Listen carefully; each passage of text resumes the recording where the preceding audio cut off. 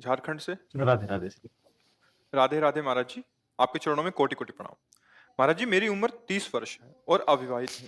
मुझे पारिवारिक जीवन और भक्ति जीवन दोनों के प्रति असमंजस बना रहता है कि शादी करूं या ना करूं। कृपया मार्गदर्शन करेंगे मैं कैसे डिसाइड करूं। करना हो तो कर ले, उन्हें का वर्षा जब कृषि सुखा ली। हाँ, अब तो समय फिर का वर्षा जब कृषि सुखानी, समय चूक पुनिका पछतानी। अब 30 के हो गए हो तो मतलब आखिरी समय है, अब कर लियो 2-4 साल। संसार की भी देख लो, हमें लगता कर लेना चाहिए। यदि हमारा थोड़ा भी आकर्षण स्त्री शरीर के प्रति है या भोगों के प्रति है या गृहस्थ, तो ईमानदारी से गृहस्थी में जाकर भजन कर लेना चाहिए। अगर आप गृहस्थी में नहीं गए, इधर उधर मन बत्ती दौड़ाए, तो ना इस परमार्थ के रह जाओगे ना स्वार्थ के रह जाओगे। भ्रष्ट जीवन किसी काम का जीवन नहीं। तो कम से कम एक पक्ष में होकर हम भक्ति भी कर सकते हैं। गया गृहस्थ भगवत प्राप्ति नहीं कर सकते? कर सकते हैं। बैठे तो इसीलिए है, इन्हीं को तो भगवत प्राप्ति के लिए ही तो हमारी चर्चा होती है। चाहे गृहस्थ हो चाहे विरक्त हो, सबके लिए एक ही बात है। हमारे लक्ष्य जो बन जाते हैं वही हमें प्राप्त होता है। हमारा लक्ष्य बन जाए, हम घेर कर तुम्हारे मन को इस लक्ष्य पे पहुंचा दें कि हमें भगवत प्राप्ति करनी है।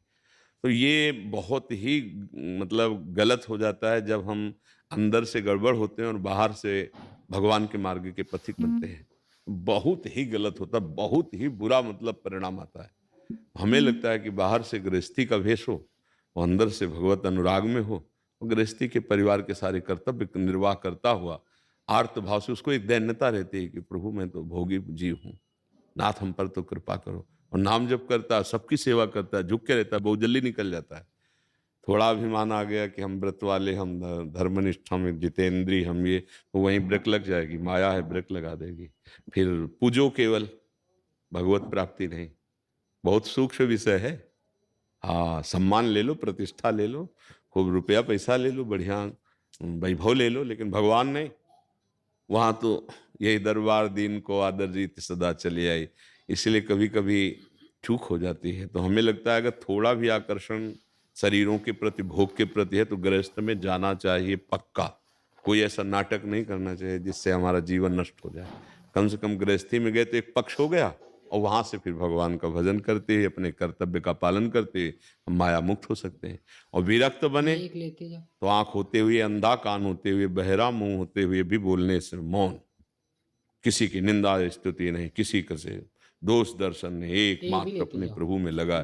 हर विकार, हर कष्ट को, हर जलन को सह रहा है। बड़ा कठिन मार्ग है विरक्त मार्ग, बहुत कठिन मार्ग। गुरु कृपा से ही चला जा सकता है। महीना 2 महीना कोई नियम चलाना हो तो चल जाए, पूरे जीवन आखिरकार मन ही तो है ना। खान पान भोग विलासता के बीच में रहना है संसार में, और उसको वो मन को वही खुराक देते रहे अनेक जन्मों तक।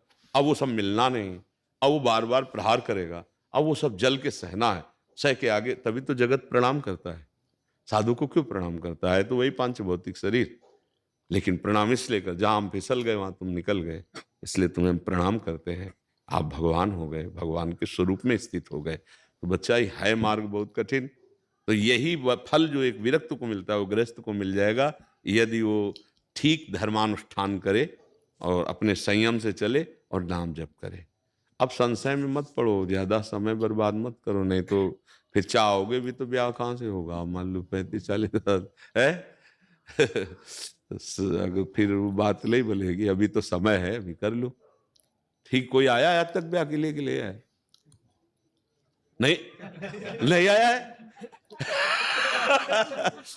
आए तो स्वीकार कर लो बच्चा, ज्यादा समय मत लगाओ। और दहेज वहेज मांगना नहीं। हाँ, ये जो दहेज है ये मांगा नहीं जाता।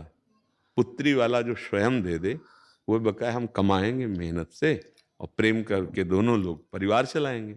ये जो पुत्री के वालों से जो एक रखा जाता है ना कि इतना इतना हमें चाहिए, वो फिर संबंध सुख नहीं प्रदान कर पाएगा।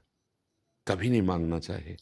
तुम्हारा जो मन हो दे दो। तुमने पुत्री दे दी, हम अपने आप को दे रहे हैं, दोनों पाणी ग्रहण करते हैं, और फिर जो हमारे भाग्य में लिखा होगा हम कर्तव्य पालन करते हुए, गरीबी अमीरी जैसी भी परिस्थिति आएगी उसको सहेंगे। पर पुत्री वालों का शोषण करने की वृत्ति पुत्र पक्ष को नहीं रखना चाहिए।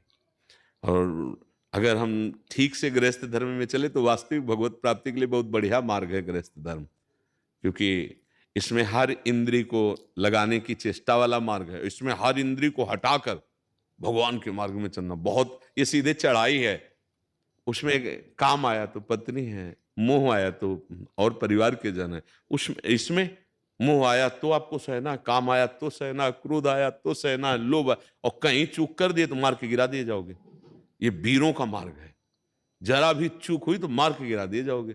अच्छा, वहां गिरे तो कोई दोष नहीं, क्योंकि धर्मयुक्त है, पत्नी पुत्र परिवार सब ऐसा। तो वो कमजोर चित्त वाले को गृहस्थ धर्म का जरूर आश्रय लेना चाहिए। फिर वो वैराग्य अंदर से जो हो जाता है वो भगवत प्राप्ति कराने वाला हो।